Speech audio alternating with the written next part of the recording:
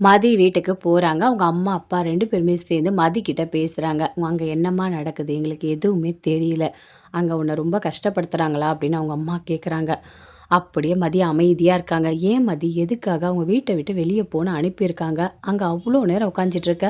ஏன் அம்மாக்கும், அப்பாக்கும் ஒரு ஃபோன் பண்ணணும்னு உனக்கு தோணலையா? இல்ல வீட்டுக்கு வரணும்னு உனக்கு தோணலையா? எதுக்காக மதி நீ இப்படி கஷ்டப்பட்டுட்டு இருக்க? உன்ன கஷ்டப்பட்டு பெத்து நாங்க வளர்க்குறோம். நீ போய் அங்க வீட்டு வாசல்ல உட்காந்துட்டு இருப்பியா? எதுக்காக நீ இப்படி ஒரு முடிவு எடுத்த?" அப்படின்னு அவங்க அம்மா கேட்குறாங்க. மதி அமைதியா இருக்காங்க. எதுவுமே பேசவே இல்ல. "இங்க பாரு மதி, நீ பண்றதெல்லாம் ரொம்ப ரொம்ப தப்பா இருக்கு. விடு. நீ போன இடத்துல உனக்கு வாழ புடிக்கல. அங்க இருக்கவங்க எல்லாரும் சேர்ந்து உன்ன ஏதோ கஷ்டப்படுத்துறாங்கன்ற விஷயம் மட்டும் எங்களுக்கு தெரியுது. ஏன்னா வீட்ல இருக்கும்போது நீ ரொம்ப ரொம்ப நல்ல பொண்ணா தான் இருந்த. வீட்ல இருக்க அம்மா, அப்பா பேச்ச மட்டும் தான் கேட்ப. அது எல்லாமே எங்களுக்கு புரியுது.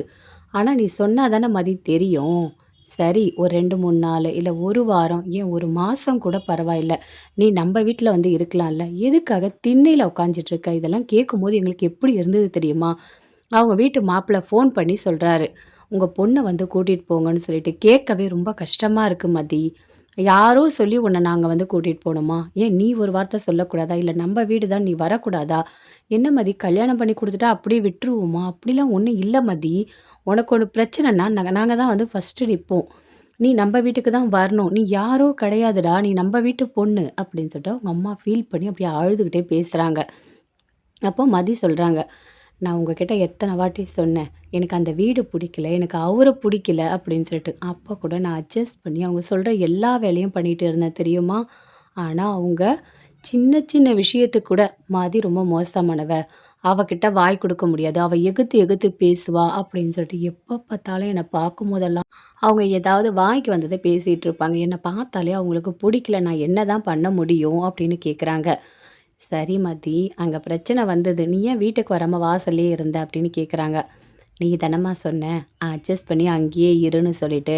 எதனா ஒண்ணுனா புருஷன் வீட்ல தான் இருக்கணும் நீ தானே சொன்ன. அதனால தான் நான் அங்கேயே இருந்தேன். அம்மா சொல்ற பேச்ச கேட்கணும்னு சொல்லிட்டு."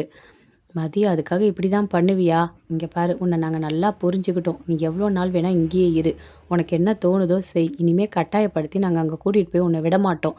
நீ அங்க படுற கஷ்டத்தெல்லாம் எங்களால தாங்க முடியல மதி" அப்படின்னு அவங்க அம்மா சொல்றாங்க.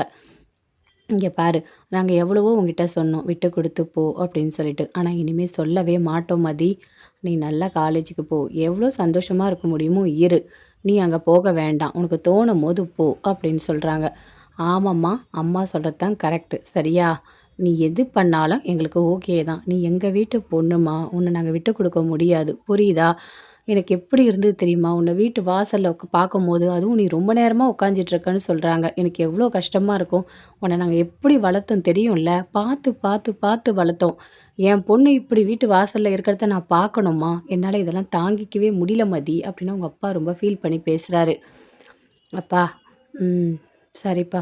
நான் கொஞ்சம் ரெஸ்ட் எடுக்கிறேன். எதுவா இருந்தாலும் அப்புறம் பேசிக்கலாம்" அப்படின்னு மதி சொல்றாங்க. "சரி விடுங்க. அவகிட்ட எதுவுமே பேச வேண்டாம். அவ கொஞ்ச நேரம் ரூம்ல இருக்கட்டும். அப்புறம் பேசிக்கலாம்" அப்படின்னு அவங்க அம்மா, அப்பா 2 பேருமே வெளிய வராங்க. வந்த உடனே அவங்க அம்மா சொல்றாங்க, "இங்க பாருங்க. அவங்க மாமியார், மாமனார் 2 பேருமே சரியில்ல. அவங்கலாம் பிளான் பண்ணி தான் எல்லாம் பண்ணிட்டு இருக்காங்கன்னு எனக்கு தோணுது. அவங்க மதிய பார்த்தாலே அவங்களுக்கு பிடிக்கல. நம்ம பேசும்போதே பார்த்தீங்களா, ரொம்ப நக்கலா தான் பேசிட்டு இருக்காங்க. நாம தாங்க தெரியாம அந்த வீட்ல போய் பொண்ண குடுத்துட்டுருக்கோம். நம்ம மேல நெறைய தப்பு இருக்குங்க" அப்படின்னு சொல்றாங்க. "சரி குடுத்துட்டோம். இப்ப என்ன பண்ண முடியும்? இனிமே அத மாத்த முடியுமா? பார்க்கலாம் இரு. கொஞ்சம் நம்ம மதிக்கு டைம் குடுக்கலாம். அவ கொஞ்சம் யோசிக்கட்டும். அதுக்கப்புறம் ஒரு நல்ல முடிவா எடுக்கலாம்" அப்படின்னு அவங்க அப்பா சொல்றாரு. "சரிங்க. அவங்க வீட்லேருந்து ஏதாவது ஃபோன் பண்ணா கூட எதுவுமே பேசாதீங்க, எடுக்காதீங்க" அப்படின்னு அவங்க அம்மா சொல்றாங்க. "அது எப்படி எடுக்காம இருக்க முடியும்?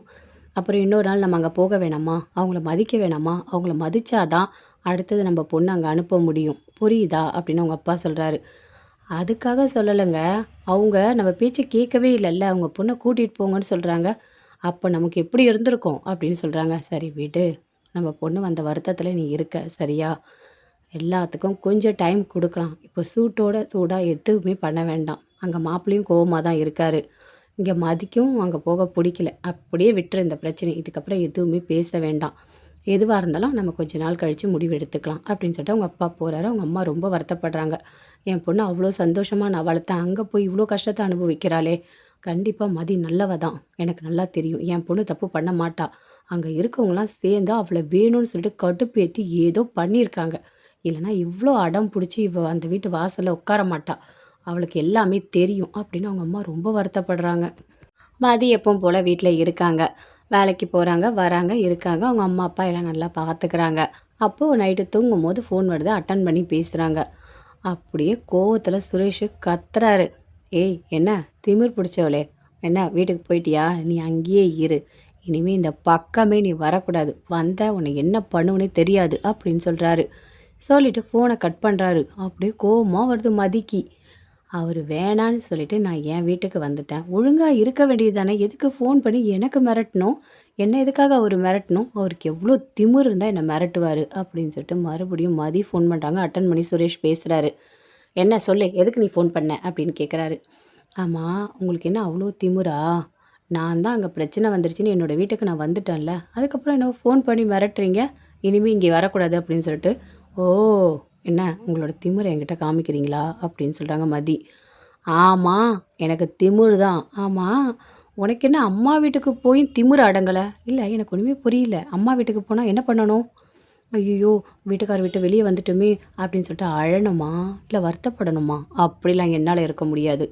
நான் எங்கள் அம்மா வீட்டில் சந்தோஷமாக தான் இருக்கேன். எனக்கு இங்கே கிடைக்கிற சந்தோஷம் அங்கே கிடைக்கல. ஆமாம், உனக்கு எப்படி கிடைக்கும்?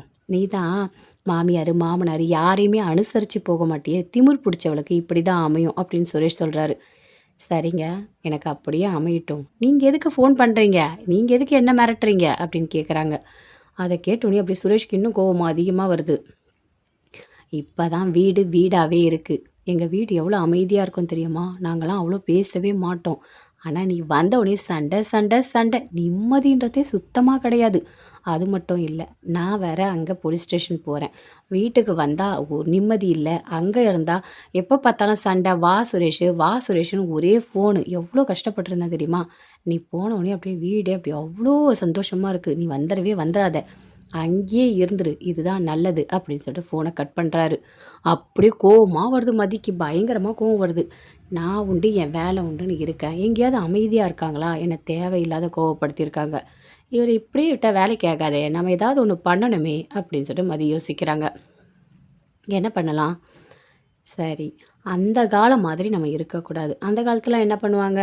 புருஷன் அடித்தாலும் சரி, அந்த அவங்க வீட்டில் ஏதாவது கொடுமை பண்ணாலும் அப்படியே விட்டுருவாங்க, பரவாயில்லன்னு சொல்லிட்டு.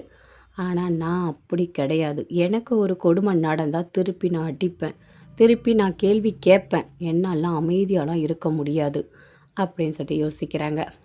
சரி, இவர் ஒர்க் பண்ணுறாருல போலீஸ் ஸ்டேஷன், அங்கேயே போகலாமா? போயிட்டு இவர் மேலேயே இவர்கிட்டயே நம்ம கம்ப்ளைண்ட் கொடுக்கணும் அப்படின்னு நினைக்கிறாங்க.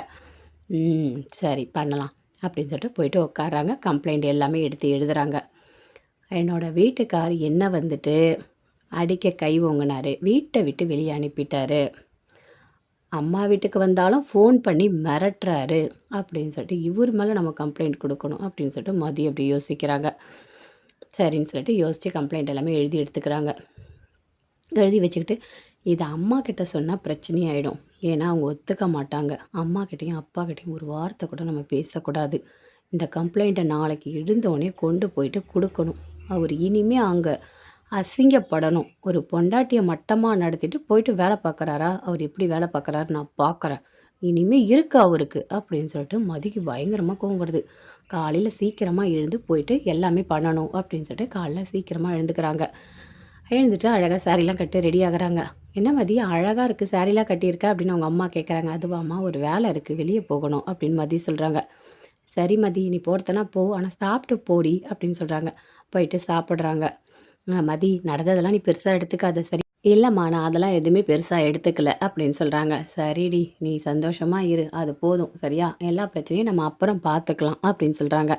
சரி பார்த்து போயிட்டு வா அப்படின்னு சொல்கிறாங்க. அங்கேருந்து மதி அம்மா அப்பா கிட்ட யார்கிட்டையுமே எதுவுமே சொல்லவே இல்லை. அவரை கம்ப்ளைண்ட் பண்ணி கண்டிப்பாக ஒரு தூக்கி உள்ளே வைக்கணும் அப்படின்னு சொல்லிட்டு யோசிக்கிறாங்க. யோசிச்சுட்டு அந்த கம்ப்ளைண்ட்டை எல்லாமே எடுத்துக்கிட்டு அங்கேருந்து வெளியே போகிறாங்க.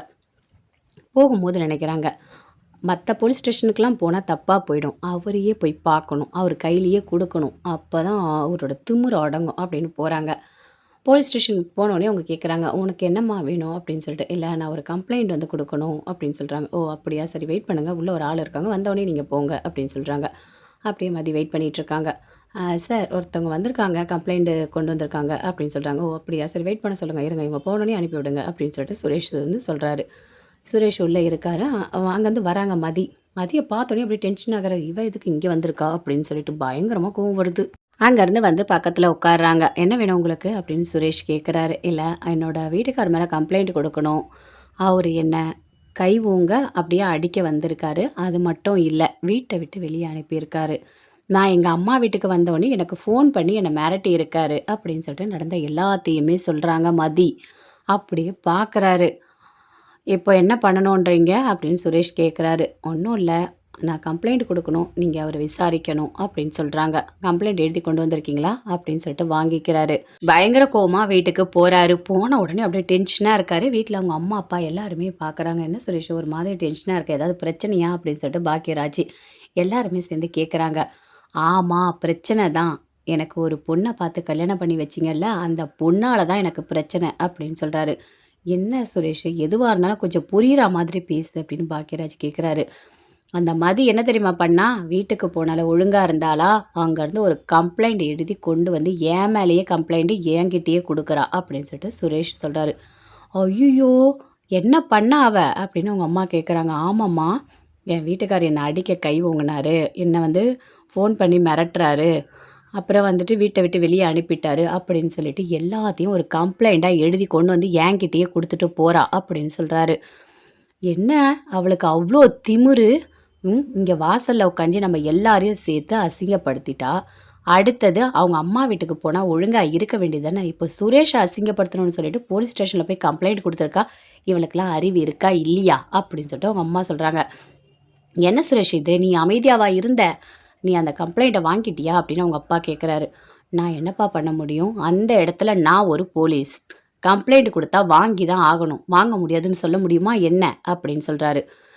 "நான் ஃபோன் பண்ணுறேன். நான் மாப்பிள்ளைக்கு ஃபோன் பண்ணி நடந்த எல்லாத்தையுமே சொல்கிறேன்." அப்படின்னு அவங்க அப்பா உடனே ஃபோன் பண்ணுறாரு. உடனே அங்கே தங்கராஜ் ஃபோன் அட்டன் பண்ணி பேசுகிறாரு. சொல்லுங்க மாமா, என்ன?" "அதான் மதியம் வந்து கூட்டிகிட்டு போயிட்டாங்கல்ல." அப்படின்னு கேட்குறாரு. "அந்த பொண்ணு வீட்டுக்கு போயிடுச்சு. ஆனால் அடுத்தது என்ன பண்ணியிருக்குன்னா, சுரேஷ் கொடுமைப்படுத்தான், வீட்டை விட்டு வெளியே அனுப்பிட்டான்னு சொல்லிட்டு ஒரு கம்ப்ளைண்ட் எழுதி கொண்டு வந்து சுரேஷ்கிட்டயே கொடுத்துட்டு போயிருக்கு."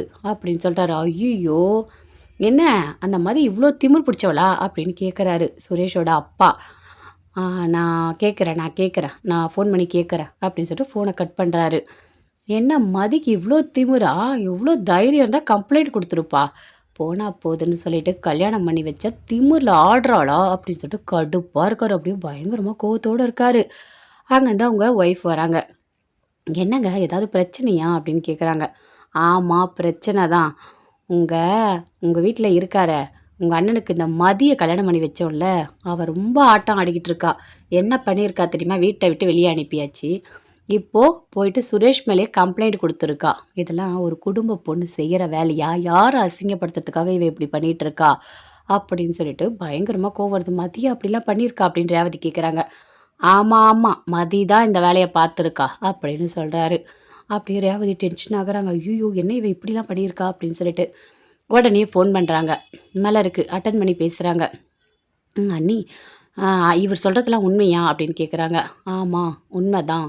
மதி வந்து கம்ப்ளைண்ட் கொடுத்துருக்கா." அப்படின்னு சொல்கிறாங்க. "ஐயோ, என்ன நீ இது இப்படிலாம் பண்ணலாமா?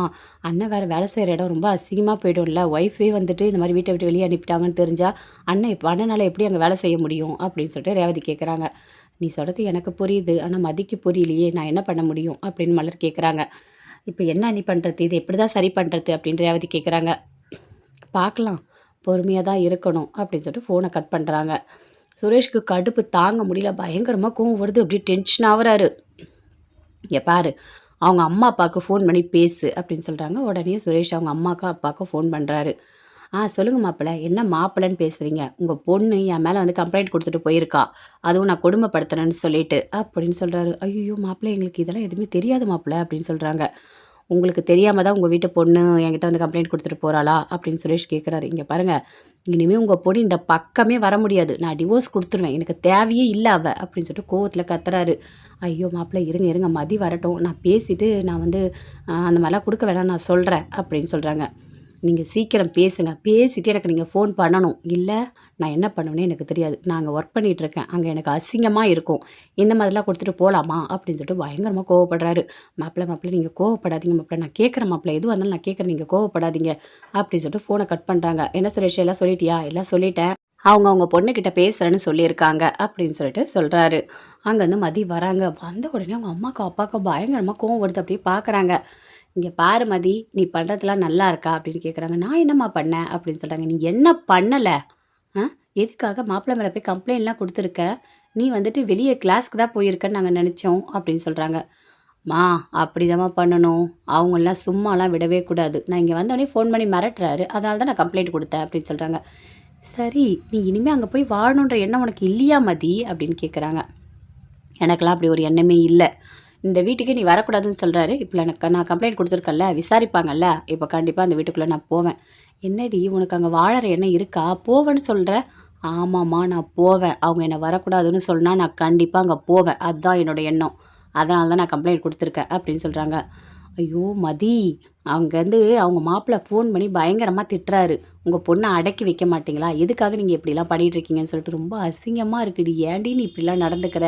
இங்க பாரு, இது குடும்பம். இது ஒண்ணும் வந்து இஷ்டத்துக்கு நம்ம போய் போலீஸ்ல போய் கம்ப்ளைண்ட் பண்ணி அசிங்கப்படுத்திற முடியாது. இன்னொரு வாட்டி அந்த வீட்டுக்கு போகணும். நீ பண்றதெல்லாம் தப்பு மதி. ஏன் மதி எடுத்தேன் கவுத்தேன்னு ஏதாவது ஒரு முடிவு எடுத்து இப்படி பண்ணிட்டுருக்க? எங்களையும் சேர்த்து கஷ்டப்படுத்துற" அப்படின்னு அவங்க அம்மா, அப்பா 2 பேருமே ரொம்ப வருத்தப்பட்டு பேசுறாங்க. "இங்க பாருங்க, என்னோட முடிவு முடிவு தான். இதில யார் சொன்னாலும் நான் கேட்க மாட்டேன். நான் வந்து கம்ப்ளைண்ட் குடுத்தது குடுத்தது தான்." அப்படின்னு சொல்லிட்டு ரொம்ப கோவமா உள்ள போறாங்க. என்னங்க இவ இப்படி பண்ணிட்டு இருக்கா? நம்ம சொல்ற பேச்ச கொஞ்சம் கூட கேட்கவே மாட்றா. அவ அப்படிதான் பண்ணிட்டு இருக்கா. எனக்கு ஒண்ணுமே புரியல அப்படின்னு சொல்லிட்டு அவங்க அம்மா, அப்பா 2 பேருமே டென்ஷன் ஆகுறாங்க. ரூம்ல இருக்காங்க. அங்கருந்து வராரு பாக்யராஜ். வந்த உடனே மலர் சொல்றாங்க, "என்னங்க இது மதி எதுக்காக இப்படிலாம் பண்ணிட்டு இருக்கா? நான் ஃபோன் பண்ணி சொன்னா கூட அவ கேட்க மாட்டா போல இருக்கு. கம்ப்ளைண்ட்லாம் குடுக்கக்கூடாது இல்லங்க. இதெல்லாம் தப்பு தானே. சுரேஷ் பாவம் தானே." அப்படின்னு சொல்றாங்க. என்ன பண்ண சொல்ற? நான் சொன்னா மட்டும் மதி கேட்க போறாங்களா? அப்பயும் கேட்க போறதில்ல அப்படின்னு பாக்யராஜ் சொல்றாரு. ஏங்க இந்த மதிக்கு தெரியவே மாட்டுது. ஒரு ஒரு இடத்துல நம்ம வாழ வந்திருக்கோம். அந்த இடத்துல இருக்கவங்கள சேர்த்து நம்ம அசிங்கப்படுத்தக்கூடாது அப்படின்னு ஏங்க அவளுக்கு தெரிய மாட்டுது? அப்படின்னு சொல்லிட்டு மலர் ரொம்ப வருத்தப்படுறாங்க. மலர், எல்லாரும் உன்ன மாதிரியே இருக்க மாட்டாங்க. ஒவ்வொருத்தவங்க ஒவ்வொரு மாதிரி இருப்பாங்க. நம்ம ஒண்ணுமே பண்ண முடியாது அப்படின்னு பாக்யராஜ் சொல்றாரு. "என்னங்க எதுக்கோ ஒரு வாட்டி நான் மதிக்கிட்ட ஃபோன் பண்ணி பேசட்டுமா?" அப்படின்னு கேட்குறாங்க. "நீ பேசினா கூட என்ன நடக்க போது? ம், பேசி பாரு." அப்படின்னு சொல்லிட்டு ஃபோன வந்து பண்றாங்க. அட்டெண்ட் பண்ணி பேசுறாங்க மதி. "ஏன் மதி இதெல்லாம் பண்ணிட்டுருக்க? நீ எதுக்காக இதெல்லாம் பண்ற? நீ ஃபர்ஸ்ட்டு கேஸ போயிட்டு வாபஸ் வாங்கு. அந்த மாரி கேஸ் எல்லாம் குடுக்காத. அது நல்லதில்ல. நாம வாழ வேண்டிய குடும்பம் தானே. இவங்கள போய் அசிங்கப்படுத்தலாமா? அவங்க தான் பெரியவங்க. தெரியாம தப்பு பண்றாங்க. உன்ன ரொம்ப கஷ்டப்படுத்துறாங்க. அதுக்காக பதிலுக்கு பதில் பண்ணுவியா?" அப்படின்னு மலர் கேட்குறாங்க. இல்லக்கா, இத நான் சும்மா விட போறதே கிடையாது. அவங்க என்ன பண்ணாங்க தெரியுமா? என்ன அந்த அளவுக்கு அவங்க கோவப்படுத்தியிருக்காங்க. அவரு ஃபோன் பண்ணி என்ன மிரட்டுறாரு. ஆமா, இந்த பக்கம் வந்தனா அவ்வளதான் நீன்னு சொல்லிட்டு. நான் அங்க வருவேன், அங்க வாழ்வேன். அவர் எதிர்க்க நான் இருந்து காட்டுவேன் அப்படின்னு மதி சொல்றாங்க. அப்ப நீங்க வரதுக்காக தான் கம்ப்ளைண்ட் குடுத்துருக்கியா மதி? அப்படின்னு மலர் கேட்குறாங்க. ஆமாக்கா, நான் அங்க வந்து வாழணும். நான் வருவேன். என்னை யாராவது அங்க வர வேணான்னு சொன்னா, நான் எகுத்து எல்லாமே பண்ணுவேன் அப்படின்னு சொல்றாங்க. சரி மதி, அப்பனா ஓகே அப்படின்னு சொல்லிட்டு ஃபோன கட் பண்றாங்க. என்ன மதி சொல்றாங்க அப்படின்னு பாக்யராஜ் கேட்குறாரு. அவளுக்கு இங்க வந்து வாழணுமா? சுரேஷ் ஃபோன் பண்ணி மிரட்டியிருக்கான் போல இருக்கு. அதனால தான் மதி கோவத்துல இப்படி பண்ணியிருக்கா அப்படின்னு மலர் சொல்றாங்க. ஓ! அப்படியா? சரி, சரி. நான் போயிட்டு அவன்கிட்ட கேட்குறேன். எதுக்காக இப்படி பேசுனன்னு சொல்லிட்டு அங்கருந்து பாக்யராஜ் வராரு. வீட்ல எல்லாருமே இருக்காங்க. சுரேஷு, நீ பண்ணது நல்லா இருக்கா? மதி வீட்டுக்கு போயிட்டா விட வேண்டியது தானே. எதுக்கு ஃபோன் பண்ணி மிரட்டுன? இனிமே உன்னால இங்க வர முடியாது. வந்தா நான் என்ன பண்ணுவேன்னு சொல்லிட்டு, எதுக்கு சுரேஷ் நீ தேவையில்லாததெல்லாம் பண்ணிட்டு இருக்க? கோவத்துல தானே போயிட்டு கம்ப்ளைண்ட் குடுத்துருக்காங்க. நீ ஏன் அடங்க மாட்டியா? அமைதியா இருக்க மாட்டியா? அப்படின்னு பாக்யராஜ் கத்துறாரு. நீ ஏன்டா அவன்கிட்ட கத்திட்டு இருக்க? ஆம்பளனா அப்படிதான் இருப்பான். அதுக்கு பொம்பளைங்க, ஆம்பளைங்க எல்லாம் ஒரே சமமா என்ன? அப்படின்னு கேட்குறாங்க. அப்படியே கோவமா வருது பாக்யராஜுக்கு. அம்மா, நான் சமமா இல்லையான்லாம் நான் கேட்கல. பண்றது தப்பு தானே. எதுக்காக போட்டு நம்ம மிரட்டணும்? எதுக்காக மிரட்டணும்? அப்படின்னு கேட்குறாரு. அண்ணே, நான் சாதாரணமா தான் ஃபோன் பண்ணி சொன்னேன். "நீ இங்க இல்லாம இருக்கிறது ரொம்ப நல்லதா இருக்குது. சந்தோஷமா இருக்கன்னு சொன்னேன். வேற ஒண்ணும் நான் சொல்லல." அப்படின்னு சொல்றாரு. சரி, இப்போ ஒண்ணுமே பண்ண முடியாது. நீ போயிட்டு மதிய வீட்டுக்கு கூட்டிட்டு வா. இந்த பிரச்சனை எல்லாமே சரியாயிடும் அப்படின்னு சொல்றாரு. வீட்டுக்கு அவள நான் போய் கூட்டிட்டு வரணுமா? அவ இருக்கக்கூடாதுன்னு நான் தானே வெளிய அனுப்புனேன். நான் எப்படி போய் கூப்பிட முடியும்? அப்படின்னு சொல்றாரு. இப்ப வேற வழியே கிடையாது. இல்லன்னா அந்த கம்ப்ளைண்ட்ட எடுத்தன்னா, அப்புறம் தேவையில்லாத உன்னால அங்க வேலை செய்ய முடியாது. அங்க தான் உனக்கு பெரிய அசிங்கமா இருக்கும் அப்படின்னு சொல்றாரு. ஆமாடா, ஆமா. அவளுக்கு திமிர் பிடிச்சு போய் ஆடுறா அவ. அவ ஏன் தான் இப்படி இருக்காளோ தெரியல. வர கோவத்துக்கு இந்த மாதிரி பொண்ணெல்லாம் நான் பார்த்ததே கிடையாது. அப்படின்னு அவங்க மாமியார் அங்க இருக்க எல்லாருமே சேர்ந்து பயங்கர கோவத்தோட பேசிட்டு இருக்காங்க. சரி, நான் இந்த பிரச்சனைய எப்படி பார்த்துக்கணும்னு எனக்கு தெரியும். நானே போயிட்டு மதிக்கிட்ட பேசிட்டு, இந்த பிரச்சனைய சரி பண்ணிட்டு வரேன் அப்படின்னு சொல்லிட்டு சுரேஷ் அப்படியே கோவமா போறாரு. அவங்க வீட்டுக்கு போறாரு. வெளிய நிக்கிறாரு. "வாங்க மாப்பிள உள்ள வாங்க" அப்படின்னு கூப்பிடுறாங்க. வந்த உடனே அவருக்கு கோவமா வருது. "உங்க பொண்ணு பண்றதெல்லாம் நல்லா இருக்கா?" அப்படின்னு கேட்குறாரு. "அவ பண்ணதெல்லாம் எங்களுக்கும் தெரியும். நாங்களும் சொன்னோம். ஆனா அவ எங்க பேச்ச கேட்கவே மாட்றா" அப்படின்னு மதியோட அம்மா, அப்பா 2 பேருமே சொல்றாங்க. "ஏய் மதி இங்க வா! மாப்பிள வந்திருக்காரு பாரு வா!" அப்படின்னு கூப்பிடுறாங்க. மதி வெளிய வந்து அப்படியே நிக்கிறாங்க. "என்ன வேணும் உங்களுக்கு? எதுக்கு இங்க வந்திருக்கீங்க?" அப்படின்னு கேட்குறாங்க. "இல்ல நான் உன்ன தெரியாம தான் பேசிட்டேன். இப்ப நான் என்ன பண்ணணும்?" "ஐயோ! என் பொண்டாட்டி நீ தான்" அப்படின்னு தோள்ல கை போட்டு, அப்படியே அணைச்சுக்கிட்டு, "ஐயோ! நீ சொல்றதெல்லாம் நான் கேட்குறேம்மா" அப்படின்னு சொல்லணும். எங்க அம்மா, அப்பாவ அப்படியே வந்துட்டு மட்டம் தட்டி பேசணும். "என் பொண்டாட்டி தான் எனக்கு எல்லாமே. அவ சொல்ற பேச்சு தான் நான் கேட்பேன். அப்படின்னு வாழணும்னு நீ நினைக்கிறியா?" அப்படின்னு கேட்குறாரு. "ஐய்யய்யோ! நான் உங்கள அப்படிலாம் வாழணும்னா நான் சொல்லலங்க. நீங்களாவே கற்பனை பண்ணிக்காதீங்க. ஒரு பொண்டாட்டிய பொண்டாட்டியா மதிக்கணும். ஒரு மிருகம் மாதிரி நடத்தக்கூடாது. ஒரு உயிருள்ள ஜீவன அந்த மாதிரி மதிக்கணும். அத விட்டுட்டு, அ ஏதோ ஒரு பொருள மதிக்கிற மாதிரி ரொம்ப கேவலமா நடத்தக்கூடாது." அப்படின்னு சொல்லிட்டு மதி சொல்றாங்க. "உன்ன என்னதான் அப்படி பண்ணிட்டாங்க?" அப்படின்னு கேட்குறாரு. "சரி, இப்ப நீ என்ன பண்ண போற? நீ கம்ப்ளைண்ட்ட வாபஸ் வாங்கணும்." அப்படின்னு சொல்றாரு. "அப்போ நான் வீட்டுக்குள்ள வரணும்." அப்படின்னு சொல்றாங்க. "அப்ப நீ அங்க வந்து வாழணுமா?" அப்படின்னு கேட்குறாரு. "ஆமாங்க. நீங்க தான் என்ன ஃபோன் பண்ணி பேசுனீங்கல்ல. நீ இனிமே அந்த வீட்டுக்கு வந்தா அவ்வளோதான்னு சொல்லிட்டு. அதனால தாங்க நான் அங்க வரணும்னு நெனைக்கிறேன்." அப்படின்னு சொல்றாங்க.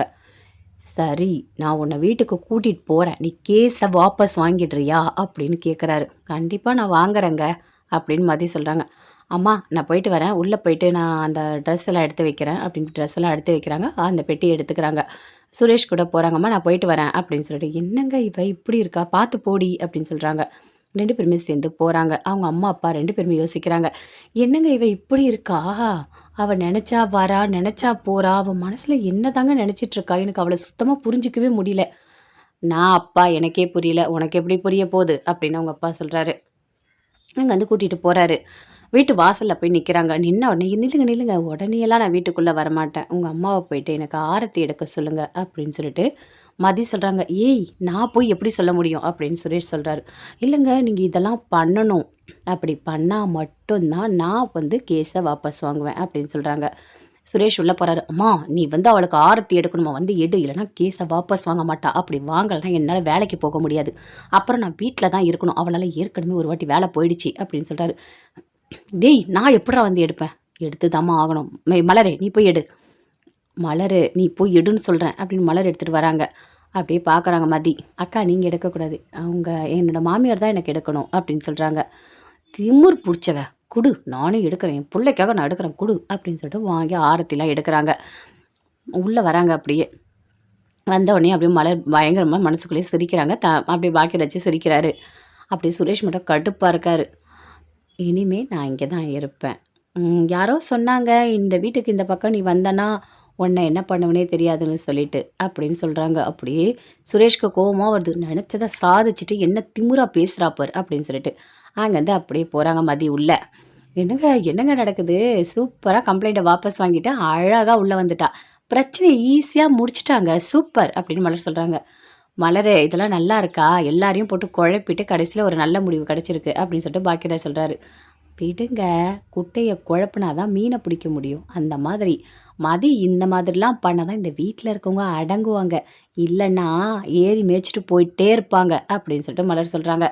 "ஏ மலரே! என்ன பண்ணிட்டு இருக்க நீ? அங்க போ! போயிட்டு இந்த சமையல்லாம் பண்ணு போ!" அப்படின்னு சொல்றாங்க. ஐயோ! ஆரம்பிச்சுட்டாங்களா பழையபடி. "என்னங்க என்னால முடியலங்க. ஒரு நாளாச்சும் நீங்க என்ன ஹோட்டல்ல கூட்டிட்டு போய் நல்ல சாப்பாடு வாங்கி குடுங்க. இங்க செஞ்சு, செஞ்சு, செஞ்சு எனக்கு சாப்பிடவே புடிக்கலங்க. நான் செஞ்சு வச்சா எல்லாம் நல்லா சாப்பிடுறாங்க. ஆனா செய்யற எனக்கு புடிக்கவே மாட்டுதுங்க. இப்படியே போனா என் உடம்பு ஒண்ணும் இல்லாம போயிடும் போல இருக்கு." அப்படின்னு மலர் சொல்றாங்க. "சரி மலர் நான் வாங்கி தரேன். சரியா? நீ போ. அம்மா கூப்பிடுறாங்க. அப்புறம் தேவையில்லாத இன்னும் டென்ஷன் ஆக போறாங்க. போ." அப்படின்னு பாக்கியராஜ் சொல்றாரு. "பாக்கியராஜ்! நீங்க உங்க அம்மாவுக்கு பயப்படுறீங்க சரி. ஆனா என்னையும் சேர்த்து போ போன்னு சொன்னீங்க. என்ன ரொம்ப கோவப்படுத்துனீங்க.